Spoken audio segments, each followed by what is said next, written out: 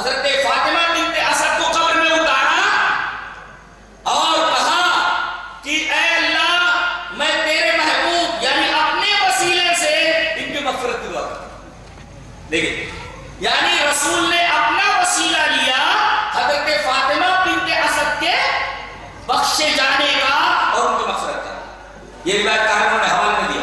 میں نے تلاش کیا تو یہ روایت مجھے طبرانی المعجم الکبیر میں ملی اور یہ روایت طبرانی المعجم الاوسط کے اندر ملی. امام طبرانی ایک محدث ہے, ان کی ایک کتاب طبرانی ہے, المعجم الاوسط ہے, المعجم الکبیر ہے, المعجم الصغیر ہے. اس میں یہ روایت موجود ہے کہ فاطمہ بنت اسد حضرت علی کی والدہ کا انتقال ہوا تو نبی صلی اللہ علیہ وسلم نے بنفس نفیس ان کو قبر میں اتارا اور کہا کہ اے اللہ اپنے محبوب کے وسیلے سے ان کی مغفرت فرما. یعنی آپ نے اپنے وسیلے سے ان کی مغفرت کی دعا کی. تو ثابت یہ کرنا چاہتے ہیں کہ دعا میں وسیلہ لینا جائز ہے. اور ضابطہ ہے کہ عقیدے کے معاملے میں ضعیف حدیث نہیں چلتی. یہ حدیث ضعیف ہے. کیوں؟ اس میں ایک راوی ہے جن کا نام روح ابن صلاح ہے, جن کے بارے میں زبردست تنقید ہے. اور روح ابن صلاح اس طریق میں ہے, اس روایت کی سند میں ہے. اور روح ابن صلاح کے بارے میں کہا گیا کہ یہ ضعیف ہے. لہذا فاطمہ بنت اسد کی یہ روایت ضعیف ہونے کی وجہ سے عقیدے کے باب میں تو قطع نہیں چل سکتی. اس کو تو مقرر بھی تسلیم کرتا ہے. یہ تو مقرر کا بھی عقیدہ ہے کہ ضعیف روایتیں عقیدے کے باب میں نہیں چلتی اور وسیلے سے دعا مانگنا یہ عقیدہ ہے اور یہ حدیث ضعیف ہے اور حدیث ضعیف عقیدے کے باب میں نہیں چلتی. لہذا وسیلے سے دعا مانگنا تو اس نہیں. یہ ایک اور امام ترمذی نے کتاب و ثواب القرآن کے اندر, ترمذی شریف میں کھولے گا تو انہوں نے ایک چیپٹر قائم کیا کتاب و ثواب القرآن, قرآن پڑھنے کا ثواب, قرآن پڑھنے کا ثواب. یہ ایسا انہوں نے چیپٹر قائم کیا. کہتے ہیں کہ یہ حدیث ترمذی شریف میں موجود ہے. کہتے ہیں کہ ایک صاحب ایک قبر کے پاس آئے تو وہاں بیٹھے تو دیکھا سنا کہ قبر سے سورہ ملک پڑھنے کی آواز. یہ ترمذی شریف کی حدیث ہے, بالکل صحیح. یہ ترمذی میں ہے, ترمذی میں یہ روایت موجود ہے. ہم نے پڑھا اسے, بالکل ٹھیک ہے کہ ترمذی میں یہ موجود ہے اور چیپٹر ہے کتاب و ثواب القرآن. ایک آدمی قبر کے پاس بیٹھتا سنتا ہے کہ قبر سے سورہ ملک پڑھنے کی آواز آ رہی ہے. تبارک الذی بیدہ الملک وہو علی کل شیء قدیر الذی خلق الموت والحیات. کہاں سے آواز آ رہی ہے؟ کیا پتا چلا؟ ثابت کرنا چاہتا یعنی قبر والے زندہ ہیں. ٹھیک ہے, ہم بھی تو مانتے ہیں قبر والے زندہ ہیں, لیکن کون سی زندگی؟ برزخی زندگی. اس سے آپ کو مدعا ثابت نہیں ہوا. اور دوسرے یہ روایت بھی صحیح نہیں ہے. اس حدیث میں ایک راوی ہے یحییٰ ابن عمر ابن مالک المقری. ان کے بارے میں ابن حجر نے لکھا ہے کہ حماد ابن زید نے یحییٰ ابن عمر ابن مالک مقری کو جھوٹا قرار دیا. ظاہر ہے کہ یہ حدیث میں عقیدے کے باب سے تعلق رکھتی ہے. اور اس روایت کی سند میں ایک راوی ہے جس کے بارے میں حماد ابن زید کا تبصرہ ہے کہ یہ راوی جھوٹا ہے.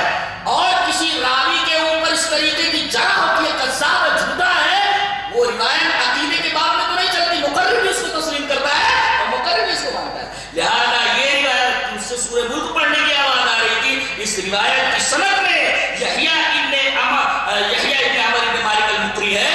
اور حافظ ابن حجر نے لکھا کہ حماد ابن زید نے کہا کہ یہ آدمی, یہ جو راوی ہے یحییٰ ابن عمر, یہ جھوٹا ہے. لہذا یہ حدیث بھی صحیح نہیں ہے. لہذا اس سے استدلال باطل ہے. انہوں نے کہا ایک حدیث پیش کی, وہ حدیث میں پڑھ دیتا ہوں. عن ابن عمر رضی اللہ تعالی عنہ قال قال رسول اللہ صلی اللہ علیہ وسلم من زار قبری وجبت له شفاعتی. رواه البیہقی فی شعب الایمان. انہوں نے حوالہ نہیں دیا, میں نے اس کو ڈھونڈا. یہ روایت مجھے امام بیہقی رحمۃ اللہ علیہ کی کتاب شعب الایمان کے اندر ملی اور راوی حضرت عبداللہ ابن عمر. وہ فرماتے ہیں کہ رسول اللہ صلی اللہ علیہ وسلم نے ارشاد فرمایا کہ جس نے میری قبر کی زیارت کی تو اس کے اوپر میری شفاعت واجب ہو گئی. ٹھیک ہے, اس سے کیا ثابت کرنا چاہتے ہیں؟ زیارت کی سیٹ دے سکتا ہے. نبی کریم صلی اللہ علیہ وسلم نے کہا کہ قبروں کی زیارت کرو. قبروں کی زیارت سے کون منع کرتے ہیں؟ تو ہم بھی کہتے ہیں قبروں کی زیادہ سے زیادہ زیارت کرو, اس لیے کہ قبروں کی زیارت موت کو یاد دلاتی ہے. قبریں موت کو یاد دلاتی ہے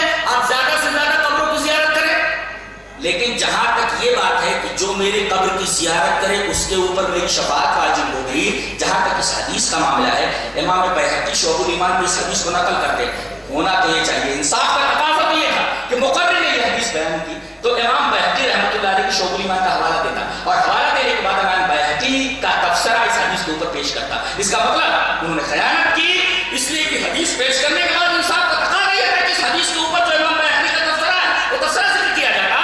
امام بیہقی رحمۃ اللہ علیہ اس حدیث کو شعب الایمان میں لانے کے بعد فرماتے ہیں یہ حدیث منکر ہے، یہ حدیث منکر ہے. کیوں؟ پیش کرتے کہ اس میں موسیٰ ابن ہلال العبدی ہے، وہ مجہول ہے، وہ پتہ نہیں کون ہے. ہلال موسیٰ ابن ہلال العبدی یہ کون آدمی ہے؟ یہ مجہول ہے. اور جو روایت ایسی ہو جس کی سند میں کوئی راوی مجہول ہو، ناقابل اعتبار ہے، اس لیے کہ اس کا تعلق بھی عقیدے سے ہے، اور عقیدے کے باب میں اس طریقے کی حدیث جو منکر ہو نہیں چلتی، حدیث منکر نہیں چلتی. ایک اور بات انہوں نے کہی کہ قبر نبوی سے ایک زمانہ ایسا ہوا کہ خانے مدینہ میں مسجد نبی میں اذان نہیں ہوتی. پورا یزید کی جو فوجیں تھیں، ہر راہ آتے ہیں، انہوں نے اس طریقے سے سب پابندیاں لگا رکھی تھی اور جگہ جگہ فوجیں تھیں ان کی. اس وجہ سے کچھ وقتوں تک مسجد نبوی میں اذان نہیں. تو کہتے ہیں کہ اس وقت قبر نبوی سے اذان کی آواز آتی. واقع حرہ کے وقت مسجد نبوی میں اذان نہیں ہوتی تھی، تو نبی کریم صلی اللہ علیہ وسلم کی قبر سے اذان کی آواز آتی تھی. آپ سے میں ایک سوال کروں گا بڑے ادب سے، نبی کریم صلی اللہ علیہ وسلم نے زندگی میں کبھی اذان دی؟ اب بولو، آپ تو امام تھے، آپ امام تھے، آپ ثبوت لیں، اذان کا ثبوت آپ لائیے، ماننے کے لیے تیار ہے، ہماری معلومات میں لا رہا ہوں. زندگی میں آپ کے لیے اذان ثابت نہیں، قبر سے اذان کی آواز آ رہی ہے. پہلی بات تو یہ حقیقت یہ ہے، قبر نبوی سے اذان کا جہاں تک معاملہ ہے، علامہ اسماعیل کوچران والا رحمۃ اللہ علیہ کی ایک کتاب ہے تحریک آزادی فکر. اس کتاب کے صفحہ نمبر 396 کے اوپر لکھا ہے کہ واقع حرہ میں ایک تابعی ہے سعید ابن مسیب، وہ قبر نبوی کے آس پاس بیٹھے رہتے تھے. تمام طرف عموم میں بلوا تھا، فوجیں تھیں اور لوگ پریشان تھے اس فوج کی وجہ سے، تو بیچارے وہ قبر نبوی کے آس پاس بیٹھے رہتے تھے. کون؟ سعید ابن مسیب، یہ مشہور تابعی ہے اور ثقہ ہے. یہ بیٹھے رہتے تھے، انہوں نے ایک آواز سنی اذان کی. علامہ اسماعیل کوچران والا فرماتے ہیں کہ کیسے انہوں نے جانا کہ یہ نبی کی آواز ہے. یہ ایک توہم بھی ہو سکتا ہے، وہم بھی ہو سکتا ہے، اس لیے کہ یہ تابعی ہے، انہوں نے نبی کی آواز کو سنا ہی نہیں تھا، انہوں نے کیسے پہچانا کہ یہ نبی کی آواز. حقیقت یہ ہے کہ کسی پاک جن کی آواز ہو، اس نے اذان دی. کہ انسان اذان نہیں دے رہا ہے تو میں اذان دے دوں. ہو سکتا ہے یہ جن کی آواز ہو اور سعید ابن مسیب نے نبی کی آواز سنی ہی نہیں، ان کا یہ کہنا کہ یہ نبی کی آواز ہو. نبی کی آواز کو پہچانتے کیسے تھے؟ لہذا یہ ایک توہم ہے، وہم ہے ان کا. حقیقت یہ ہے کہ یہ آواز کسی پاک باز جن کی ہو جس نے اذان دی ہو، یا یہ کسی فرشتے کی آواز ہو. حضرت سعید ابن مسیب نے وہم سے یہ سمجھ لیا ہو کہ قبر نبی سے آواز آ رہی ہے. لہذا یہ کوئی حدیث نہیں ہے اور اس کی کوئی مضبوط دلیل موجود نہیں ہے، لہذا اس سے کوئی بھی استدلال مقرر کا ثابت نہیں ہوتا. ایک چیز اور انہوں نے یہ کہا مقرر نے کہ اللہ کے رسول کو غیب کہنا. ہم اس کے بارے میں کچھ نہیں کہنا چاہتے، ہم دو باتیں کہنا چاہتے ہیں. حضرت عائشہ صدیقہ رضی اللہ تعالیٰ عنہا امت کی ماں، صدیقہ کائنات، جن کے بارے میں اللہ تبارک و تعالیٰ نے سورہ نور میں الگ ترتیب کئی آیات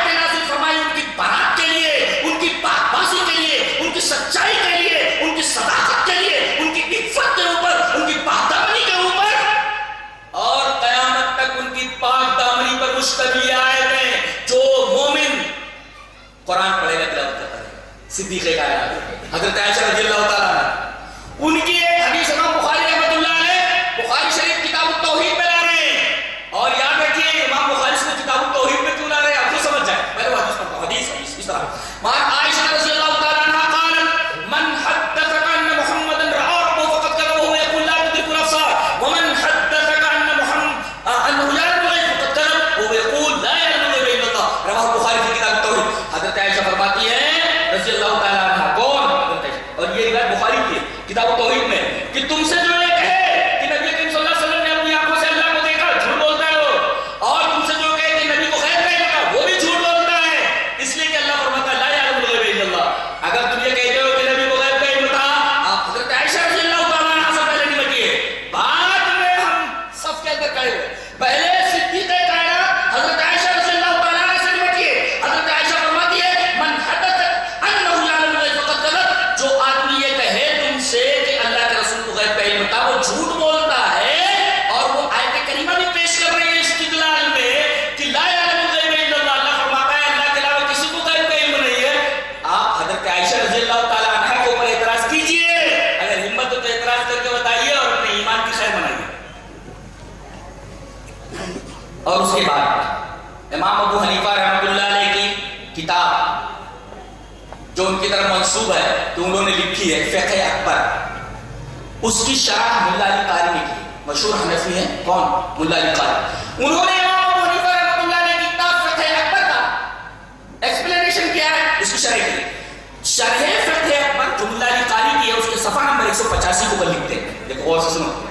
وذكر الحنفية تصريحا بالتكفير فاعتقاد أن النبي صلى الله عليه وسلم يعلم الغيب لمعارضة قوله تعالى قل لا يعلم من في السماوات والأرض الغيب إلا الله. حنفیہ نے اس بات کی تصریح کی ہے کہ وہ آدمی کافر ہے جو اعتقاد رکھے کہ اللہ کے رسول کو غیب کا علم تھا. یہ کس نے کہا؟ حنفیہ یہ کہتے ہیں.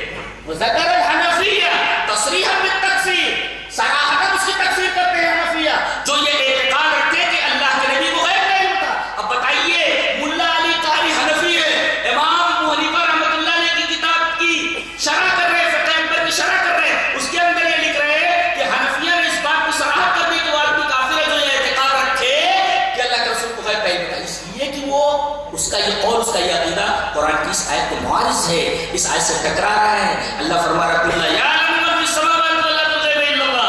آسمان اور زمین میں جتنے ہیں اللہ کے علاوہ کسی کو غیب کا علم نہیں ہے. اگر کوئی آدمی عقیدہ رکھے تو اس آیت کریمہ کے خلاف کر رہا ہے، لہذا اس کے کفر کی تصریح کی جاتی ہے تو آدمی کافر ہے. اب معاملہ ایسا ہے حضرت عائشہ سے پہلے نمٹیے. اگر آپ کو آپ کا یہ عقیدہ کہ اللہ کے رسول کو غیب کا علم ہے، حضرت عائشہ رضی اللہ تعالیٰ عنہ کو اعتراض کیجیے. اور امام بخاری رحمۃ اللہ علیہ اس حدیث کو کتاب التوحید میں لائے، امام بخاری رحمۃ اللہ علیہ کے اوپر اعتراض کیجیے. اور اس کے بعد حضرت عائشہ رضی اللہ تعالیٰ عنہ قرآن کی آیت پیش کر رہی ہے، آپ آیت سے نمٹیے. اور اس کے بعد ملا علی قاری جو حنفی ہے وہ یہ کہہ رہے ہیں کہ حنفیہ کی تصریح ہے کفر کی ایسے آدمی کے اوپر جو اعتقاد رکھے کہ نبی کو غیب کا علم تھا. آپ ملا علی قاری سے نمٹیے اور خود امام ابو حنیفہ رحمۃ اللہ علیہ سے نمٹیے. اس کے بعد یہ کہا گیا کہ بھائی عیدیں اگر منانی جائیں، جیسے کچھ اور عیدیں ہیں، ہم ان عیدوں کا نام نہیں لیں گے، ہم تو یہ کہیں گے کہ جتنی عیدیں اللہ نے ہمیں دی ہیں، جتنی عیدیں ہمیں اللہ کے رسول کے واسطے سے اللہ تبارک و تعالیٰ نے ہمیں دی ہیں، ہم تمام عیدوں کو مانتے ہیں. آپ دو عید کہتے ہیں، کہاں کہتے ہیں دو عیدیں؟ دو عیدیں ہم کہاں کہتے ہیں؟ آپ نے کتنی عیدیں کہی؟ 52 عیدیں. مانتے ہیں 52 عیدیں مانتے ہیں. آپ نے یہ کہا کہ عیدیں دو نہیں ہے بلکہ 52 ہے. کس ثبوت سے؟ کہ فرض کیجئے کہ ایک مہینے میں 4 جمعہ ہے تو 12 چوک 48، ایک جمعہ عید، 12 چوک 48. اور یوم عرفہ وہ عید ہے، وہ بھی عید ہے. اسی طریقے سے 51 ہو گیا. چلو 52 عیدیں مان لیتے ہیں، عید الفطر ہے، عید الاضحیٰ ہے، یوم عرفہ ہے اور 52 جمعہ ہے. یہ سب ملا کر کے 52 عید ہے. 48 جمعہ ہو گیا تقریباً، یوم عرفہ اور اسی طریقے سے عید الفطر، یوم الاضحیٰ ملا کر کے 52 عید. ہمیں قائم کا ثبوت تو کیجئے کہ یہ عیدیں اللہ کے رسول نے ہمیں دی ہیں کہ جمعہ عید ہے، یوم عرفہ عید ہے، ٹھیک ہے، حدیث موجود ہے کہ جمعہ عید ہے، آمنا و صدقنا، یوم عرفہ عید ہے، آمنا و صدقنا، عید الفطر عید ہے، آمنا و صدقنا، عید الاضحیٰ عید ہے، آمنا و صدقنا، ایام تشریق یہ عید کے دن ہے، کھانے پینے کے دن ہے، آمنا و صدقنا۔ یہ نئی عید آپ 52 میں اس کو جوڑیے نا آگے بڑھا کر، یہ جتنی عیدیں دی ہے اللہ کے رسول نے ہمیں دی ہے، اس پر حدیثیں موجود ہیں، بابا مانتے ہیں اس لیے کہ حدیثوں سے ثابت ہے۔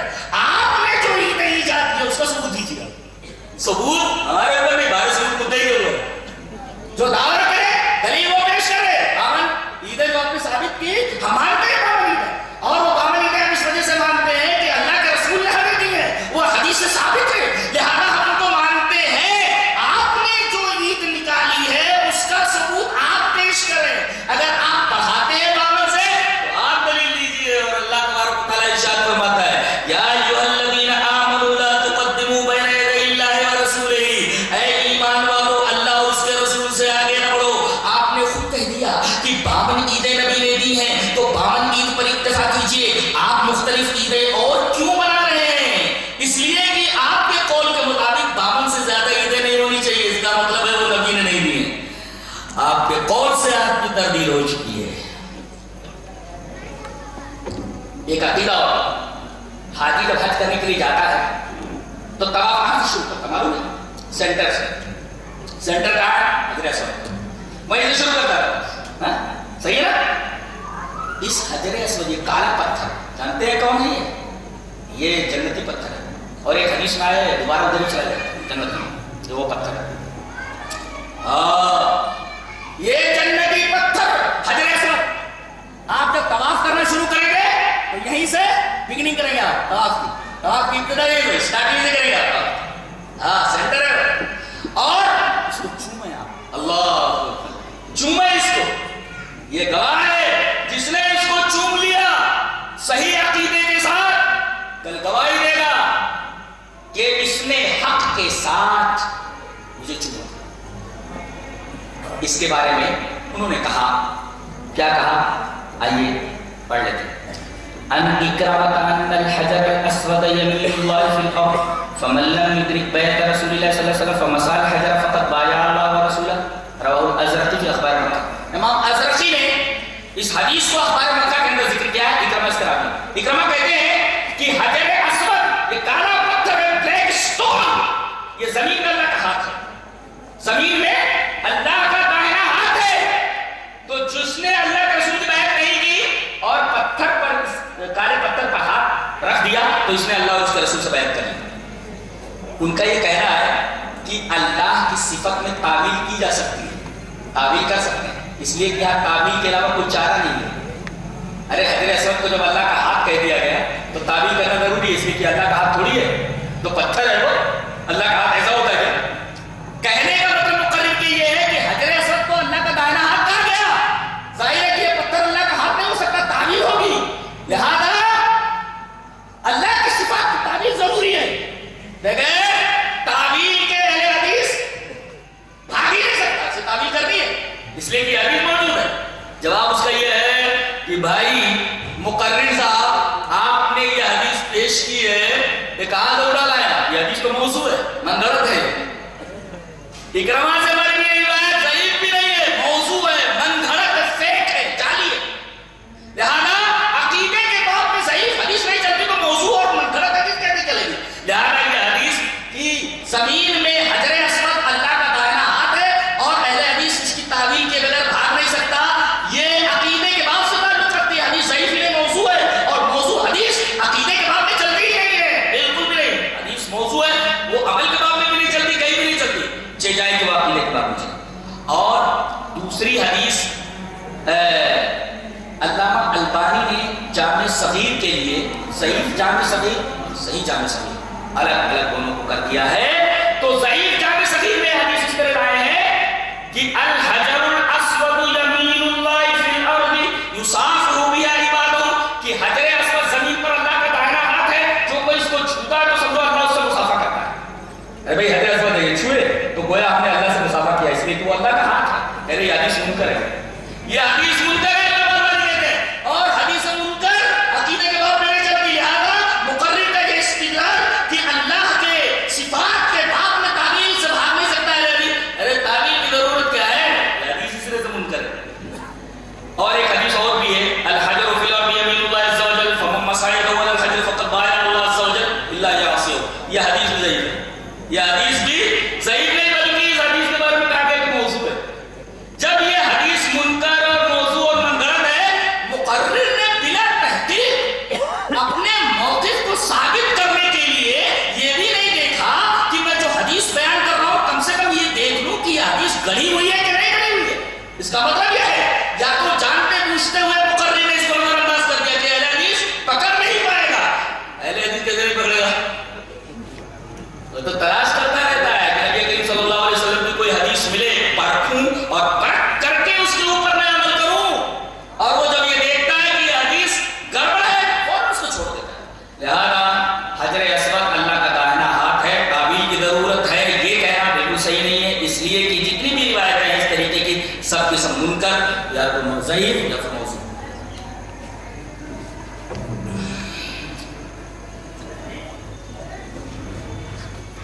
ایک حدیث سنے کہ بہت پیاری سے پڑھ لیں. اسے کہا ہے امام بخاری الادب المفرد, ان کی کتاب, بخاری نہیں الادب المفرد ایک کتاب ہے ان کے امام بخاری. آپ بھی کبھی آزما کرو یہ حدیث ہے. عن عبد الرحمن بن سعد رضی اللہ تعالی عنہ قال خدر, عن عبد الرحمن بن سعد قال خدر رجل ابن عمر فقال له رجل اذكر احب الناس اليك فقال يا محمد. الادب المفرد البخاری. عبد الرحمن بن سعد کہتے ہیں کہ ابن عمر, یہ ابن عمر کون ہے؟ نبی اکرم صلی اللہ علیہ وسلم کے دوسرے خلیفہ حضرت عمر رضی اللہ عنہ کے بیٹے ہیں اور بہت بڑے صحابی. ان کا پیر سن ہو گیا, خدر سن ہو گیا, مخدر ہے, نشہ ہو جاتا ہے. تو یہ خدر رجل ابن عمر, حضرت عمر رضی اللہ تعالیٰ عنہ کا پیر سن ہو گیا تھا, یا یہ کہیے کہ سوج گیا تھا. تو ایک آدمی سے کہا پیر سن ہو گیا ہے, پتہ نہیں چل رہا ہے ہاتھ لگانے سے, سن ہو گیا تو پیر. تو جس آدمی سے انہوں نے کہا, اس نے کہا ایک دوا بتاؤں. بولے کیا؟ بولے اذکر احب الناس الیک, جو تمہارے نزدیک سب سے زیادہ محبوب, وہ محبوب کو یاد کر لو, یہ سن ابھی ختم ہو جائے گا. انہوں نے کہا یاد کرنا, اور سن جو ہے دور ہو گیا. یہ حدیث ہے. مقرر نے اس حدیث میں استدلال یہ کرنا چاہے کہ وسیلہ لینا جائز ہے. بات ہے, اس حدیث سے وسیلے کا کیا تعلق ہے؟ اس حدیث سے وسیلے کا کوئی بھی تعلق نہیں ہے, بلکہ پہلے یہ جان لیجئے کہ یہ حدیث امام بخاری رحمۃ اللہ علیہ الادب المفرد کے اندر لائے ہیں, اور ابن سنی نے عمل الیوم واللیلہ میں اس کو نقل کیا ہے.